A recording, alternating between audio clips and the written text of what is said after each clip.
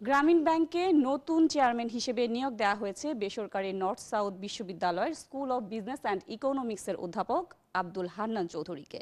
মঙ্গলবার তাকে পরবর্তী ৩ বছরের জন্য নিয়োগ দিয়ে প্রজ্ঞাপন জারি করেছে অর্থ মন্ত্রণালয়ের আর্থিক প্রতিষ্ঠান বিভাগ। এর আগে গত ২০ আগস্ট গ্রামীণ ব্যাংকের সাবেক চেয়ারম্যান এ.কে.এম সাইফুল মজিদের নিয়োগ চুক্তি বাতিল করে আর্থিক প্রতিষ্ঠান বিভাগ। এরপর থেকে ব্যাংকটির চেয়ারম্যানের পদ শূন্য ছিল। সাইফুল মজিদ ঢাকা বিশ্ববিদ্যালয়ের ব্যবসা প্রশাসন ইনস্টিটিউটের শিক্ষক। তাকে ২০২০ সালের ১৬ মার্চ প্রথম এ পদে নিয়োগ দেয় সরকার। প্রথমে ২ বছরের জন্য নিয়োগ দেওয়ার পর তাকে ২ বছর করে আরও ২ বার পুনর্নিয়োগ দেওয়া হয়। আর্থিক প্রতিষ্ঠান বিভাগ সবশেষ গত এপ্রিলে তাকে পুনর্নিয়োগ দেয়।